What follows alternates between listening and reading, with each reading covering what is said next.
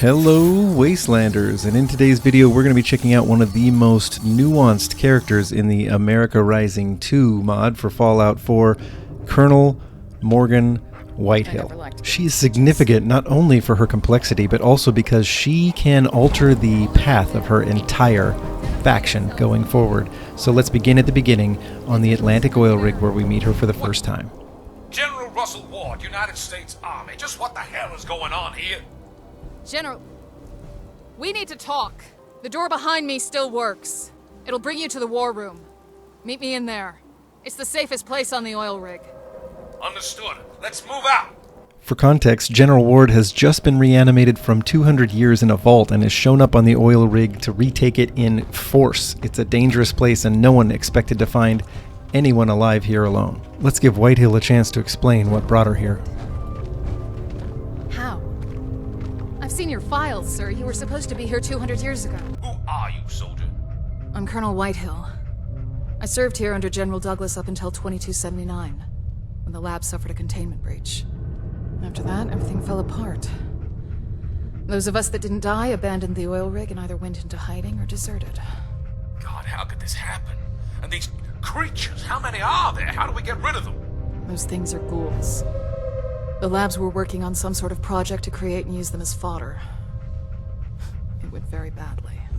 From this exchange, we can already begin to see the root of the future conflict between Ward and Whitehill. She knows what it's like to suffer from the hubris of the Enclave. As a leader, she brings a more considered approach. Hi.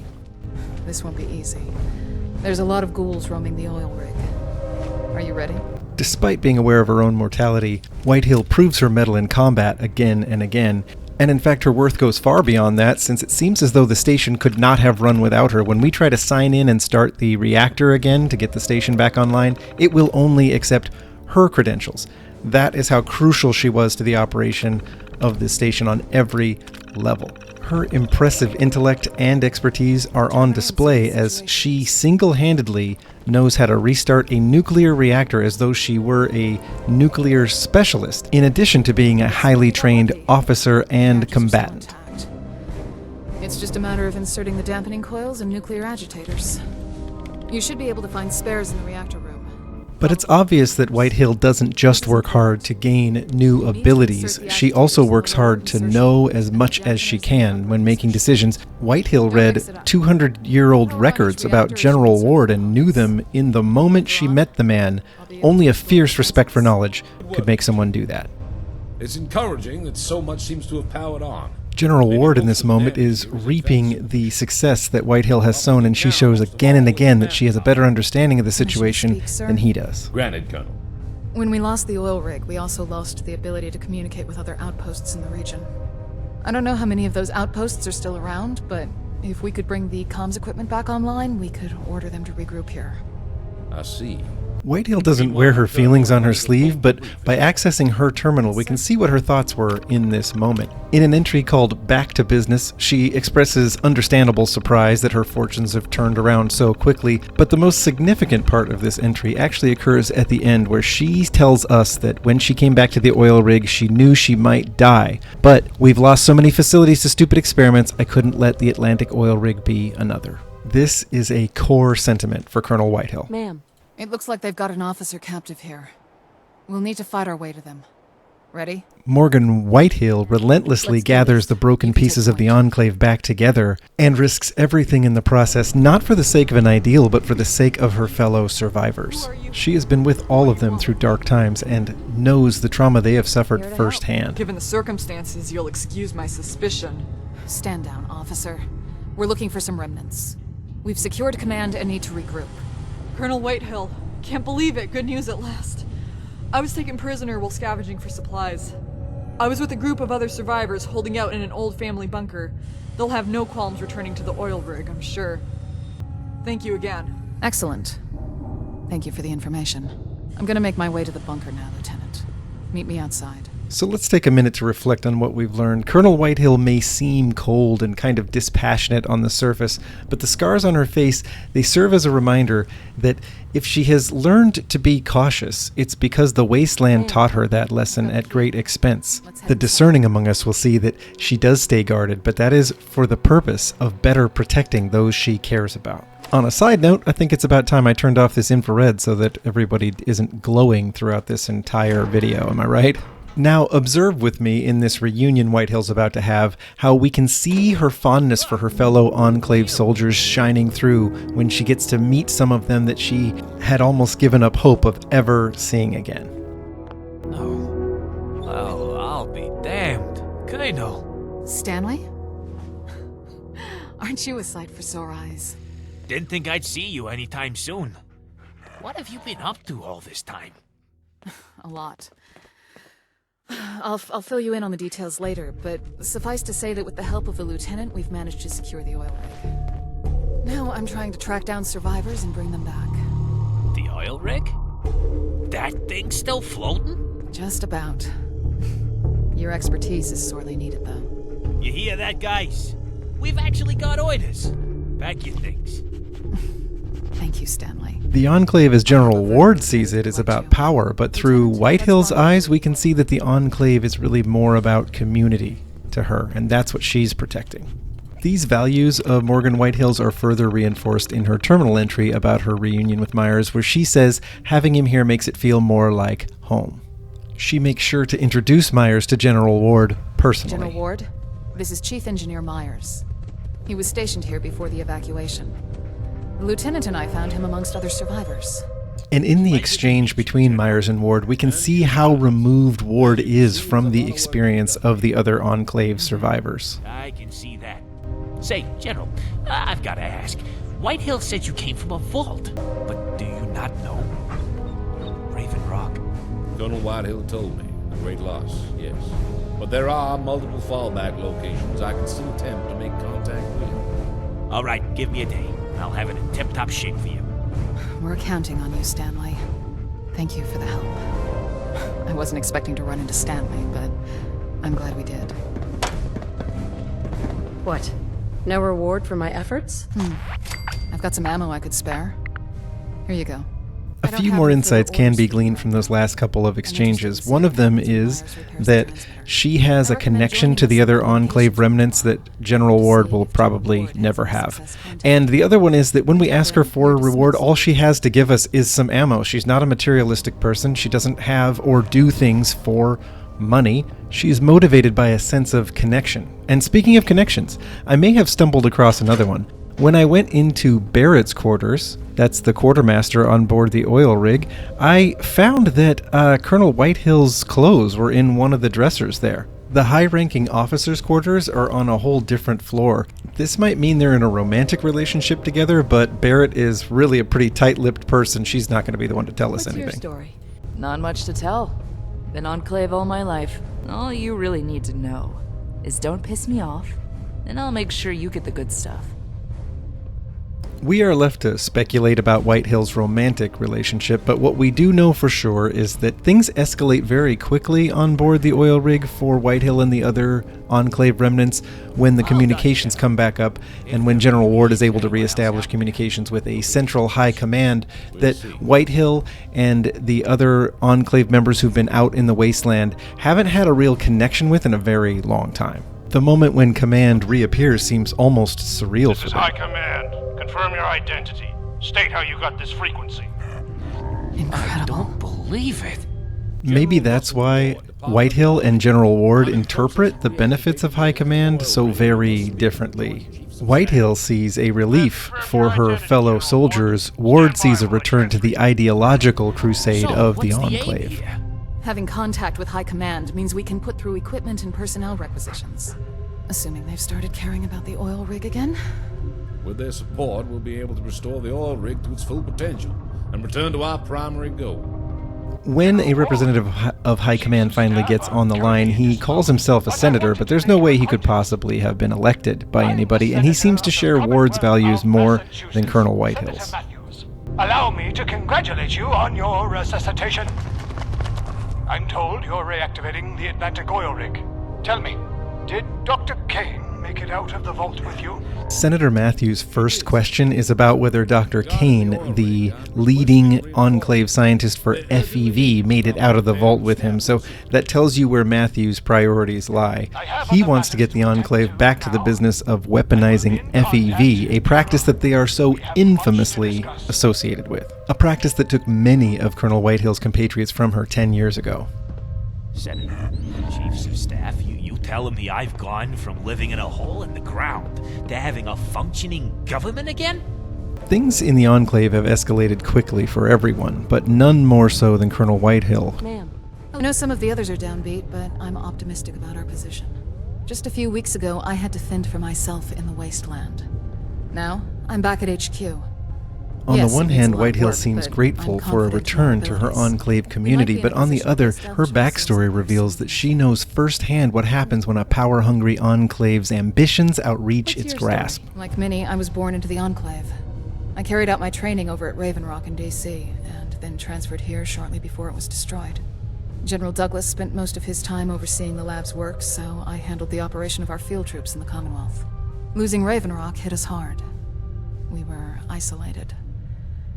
And when we had to evacuate the oil rig, most of us went into hiding. I had to watch so many die due to exposure out there. I couldn't take it. That's why I came back here. And ran into you. And so Colonel Whitehill's greatest existential conflict has been foreshadowed all along. Of course, in an Enclave faction, the big central issue is going to be the morality, the efficacy, the eventuality of the deployment of FEV. We can see the evidence of this growing conflict in a terminal entry of Whitehill's called FEV, where she expresses a concern about Dr. Kane's background in FEV development and compares Dr. Kane to the notorious Dr. Curling of the Enclave. Unfortunately, she finds no reassurance for those concerns in the first meeting with the Enclave's representative, Senator Matthews from High Command. Is Dr. Kane not joining us? She's currently occupied with an autopsy. I'm sure she'll join us later. Ah, I see. Let's get started then. I am Henry Matthews, Senator representing the Commonwealth of Massachusetts. To summarize our priorities, Chief Engineer Myers, get us more power.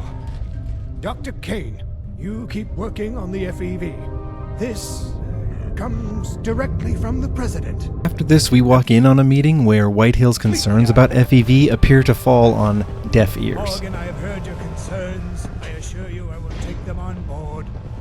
Now get out. The atmosphere in the room is visibly tense. It appears that Whitehill tried to directly talk to leadership about the risks of FEV experimentation and was very frustrated. Not now. A terminal entry by Whitehill at this time gives us a bit of an inside peek at what her worries were. She's worried that Senator Matthews might be trying to take credit for everything in order to make a play for the office of the president, and that he is intent on doing what Control Station Enclave tried to do all those years ago, and we all saw how that went. She remembers. Unlike Enclave leadership, she doesn't see mutants as the biggest threat. She knows that the greatest threat to humanity will always be humans. That's why the legendary weapon she carries, Silent Hunter, does 50% more damage against humans.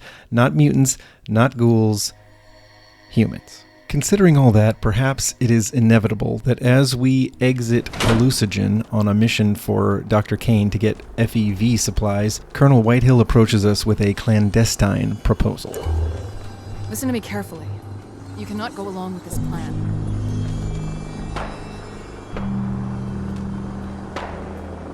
What are you doing here? Trying to put a stop to this insanity. Look, I'm sure the Senator's peddling this ideal of a world without mutation. If it were that easy, I'd be right there with him.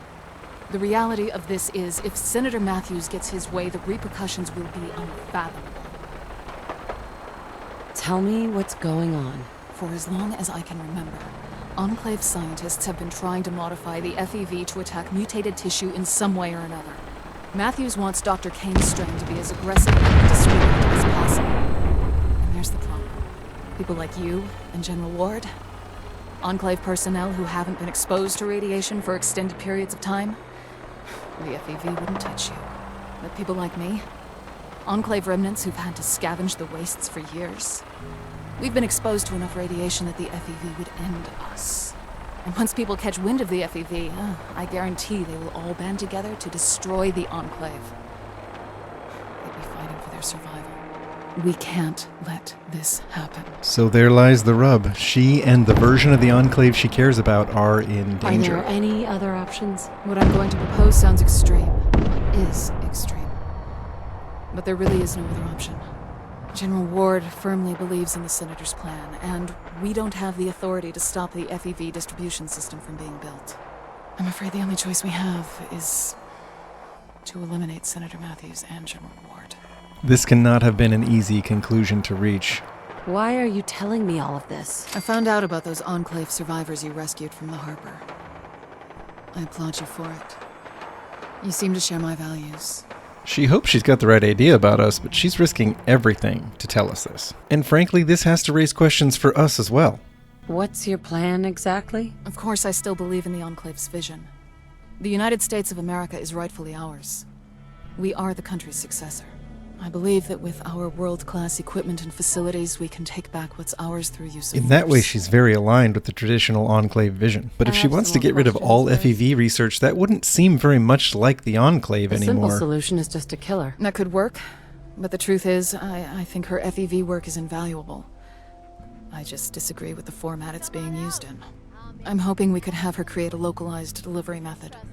Something to give our troops the edge against hostiles. So there it is. She walks the line of wanting the Enclave to prevail, but wanting it to prevail in a way that's best for remnants like herself. Don't you think you're being a little selfish here? I know how this looks. Yes. On General Ward and Senator Matthews' death, I become the interim base commander. But I promise, this isn't a power grab for the sake of it. This is just so I can put the brakes on their plan. So, what do you say? Okay. I understand. You don't know how relieved I am to hear that. There is, I suppose, some Thank you. danger that in Obviously, putting I don't need Whitehill to up tell you that you to can't the gun them top down in of the cold chain, blood. we are just Their deaths need to look installing like an a accident. new monster. Maybe And it's they need better to the die devil together. we know That's than our the best devil chance we of keeping don't. suspicions low. But the things we've observed so far about Whitehill's character Have any indicate that she Search is their less offices. toxic and Eavesdrop on better for the conversations. Commonwealth at might large find if something she's you in can charge use. of a very influential faction like the Excellent. Enclave. Normally, we might expect somebody like Whitehill to get her hands dirty doing this Well, herself, this but will as be an she interesting explains, challenge. It's no secret General Ward and I haven't seen eye to eye for a while. I think it's best if I stay away, so his death can't be traced to me. I'll be at the Army Depot until the deed is done. Ma'am, What is it, Major? let's get started then. Good luck, Major. You're doing the right thing. and she just might be right.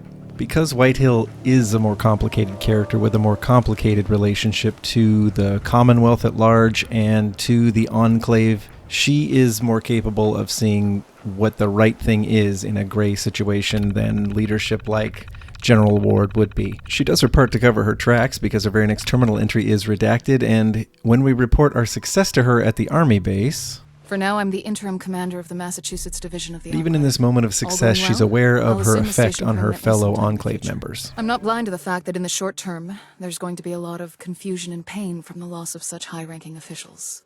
But we need to put that to one side. Because her most urgent concern is stopping FEV. She articulates her reasons for needing to stop the FEV pretty well in her terminal entry at this time. And while Dr. Kane and High Command might be upset that she's not releasing FEV just into the I won't be atmosphere, she allowing does the have a FEV plan to to be use it released to into help the her fellow atmosphere. soldiers. But I do still want Dr. Kane to continue her research. I'm sure she can weaponize it in a more direct way, to make our troops' lives easier. We can see here in these communications between Dr. Kane and Whitehill that she had to really thread a pretty fine line with Dr. Kane. First off, Dr. Kane seems suspicious that perhaps Whitehill had some hand in the death of Senator Matthews and General Ward, and then she wants a commitment from Whitehill to the FEV project, and Whitehill has to kind of delicately avoid both suspicion and committing to atmospheric release of FEV. This is where Colonel Whitehill's reserved and nuanced approach is definitely benefiting her. As we runway walk through the oil rig with Whitehill, let's reflect a bit on the direction she's taking the Enclave in.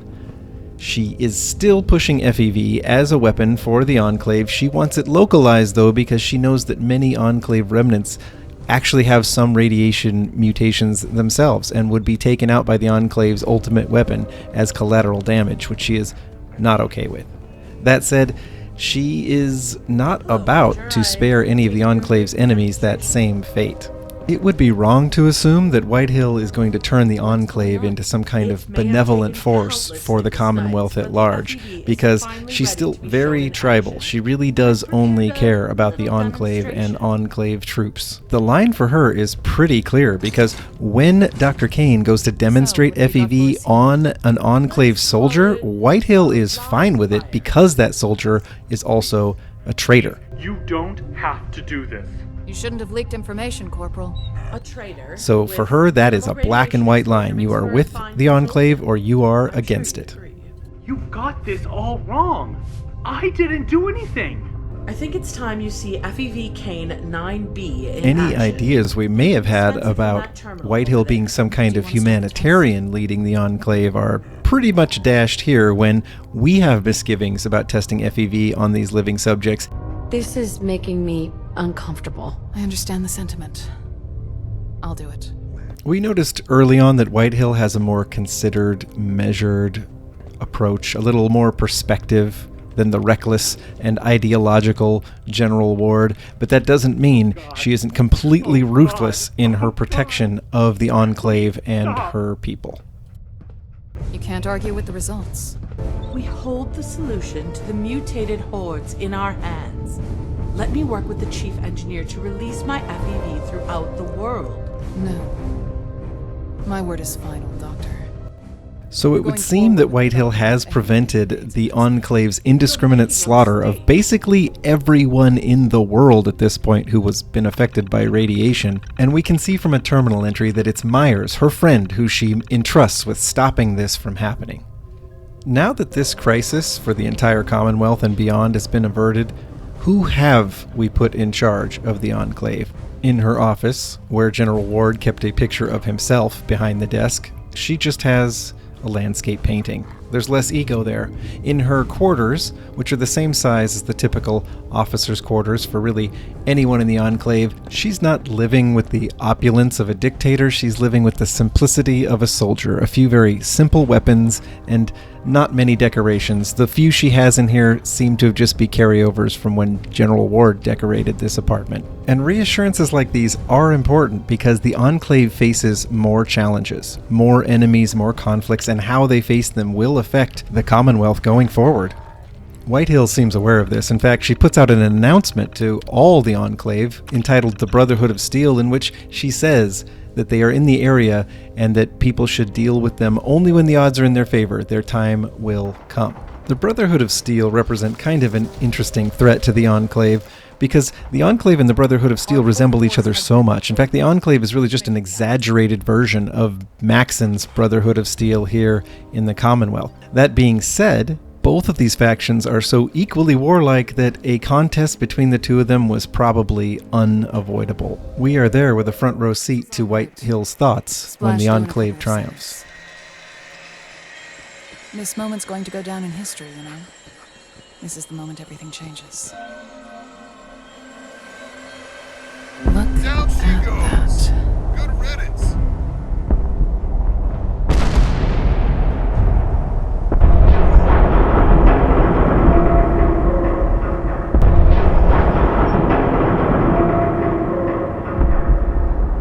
One less thing to worry about. It'll be a long time before the Brotherhood of Steel will be able to retaliate. If at all. I'll stay here for a while. We can talk about what's next back on the oil rig. True to character and very different, I think, than General Ward would have been, Whitehill doesn't preen or gloat or otherwise glory in her victory. She has a very measured and pragmatic approach to it all. This isn't a moral victory, this is just a necessary one. In her terminal entry on this, she reflects on just how close she thinks this came to the end of the Enclave. But before she can even finish handing out congratulations, a new wrinkle is added. The people of the Commonwealth now know what happens if they resist our rule, which we'll start to enforce soon. Of course, first we need to consolidate. We can't risk overextending ourselves. Excuse me, ma'am? Yes, what is it? Apologies for the interruption, but we have a situation at the police station. What sort of situation? The Institute is here, and they want to talk to you. So as it turns out, the enemy that the Enclave is least equipped to deal with has sent an envoy to talk to Whitehill. Diplomacy wasn't really in General Ward's vocabulary, but FEV and vertibirds and all his other favorite solutions would never have been able to deal with the Institute. I wasn't expecting the Institute to reach out. What did you want to discuss? I'm Dr. Armstrong, one of the division heads. I come to you with a proposition. I see myself as a proud patriot. If you were to help me remove the other division heads, I could allow you full access to our resources. Our labs, our research, all of it. I've got to admit, I wasn't expecting that. Can we have a moment, please? Certainly. Over here, Major. Colonel Whitehill has expressed a healthy respect for the Institute as an enemy on several occasions. And the question is, what does Morgan Whitehill do now with this opportunity? What kind of leader is she? What kind of priorities does she set? Let's find out by having a discussion with her about it. His offer is tempting. The oil rig is well equipped already, but having the Institute bolster our scientific staff would be invaluable, don't you think?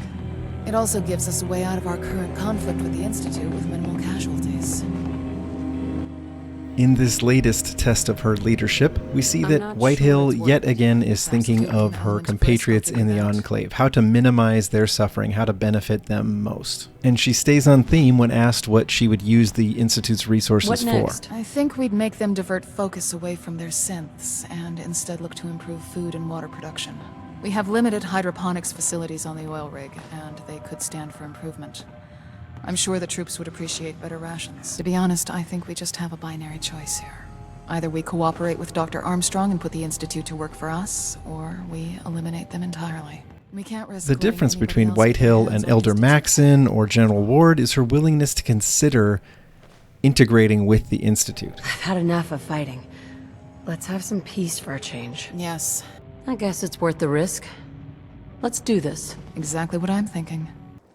Another key moment for the future of the Enclave where Whitehill isn't demonstrating the bellicose bluster that other leaders might have had. I think this plan could work well for all of us. I'll assign the Major here to help carry out your plan. I look forward to working with you, Doctor. Likewise, Colonel. Ma'am. I'm cautiously optimistic about this. Because Whitehill's choices aren't made based on ideation, she's pragmatic and flexible enough to navigate the Enclave to an unlikely success. After the Enclave has gained access to the Institute, an announcement comes out from Colonel Whitehill for the Enclave members stationed there not to tell the Institute too much. She's clearly in charge. And then, in her own terminal logs, where she mentions a new partnership, she says, of course, that the Enclave will be using the Institute for information in the short term, but will completely absorb them over the long term. Despite all these successes under Whitehill's leadership, she still faces doubt from her troops. Does Whitehill have what it takes? She's got big shoes to fill. Whitehill has no time for doubt, though. She has more enemies to deal with. Ma'am. So the railroad made a move on us? They're clearly hurting for equipment. That, and I can't imagine they're happy about what we did to the Institute. Either way, it's time to go on the offensive. This may seem like kind of an aggressive move for Whitehill, but she articulates her reasons well. Why is the railroad such a threat? We're in a strong position these days, but the last thing we need is to get bogged down by these guerrilla fighters. So before we let it come to that, we nip the issue in the bud. And in answer to the question of whether Whitehill has a sense of humor, she does. It's just very dry. But it hardly seems worth our time. Your enthusiasm is infectious. After her orders are carried out, another announcement goes wide saying that the railroad has been dealt with.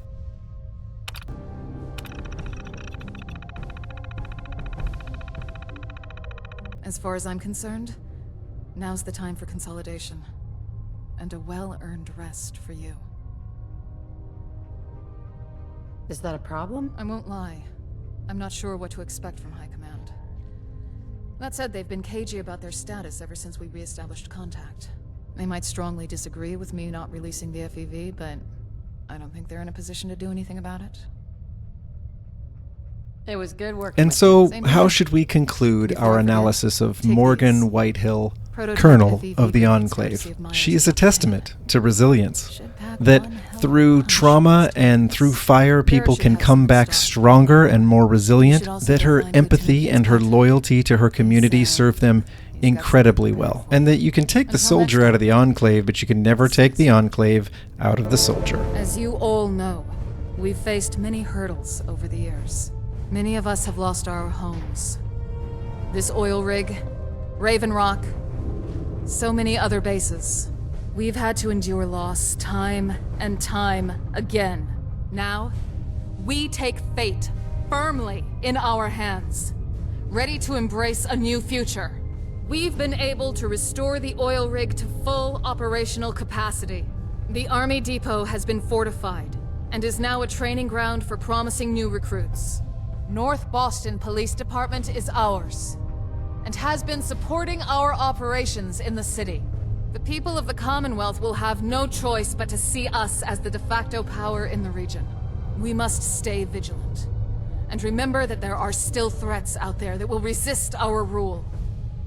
Raiders, mutants, and even the Brotherhood of Steel. But we can take comfort in the fact that we've dealt them a significant blow, with the loss of their airship and the death of Elder Maxon.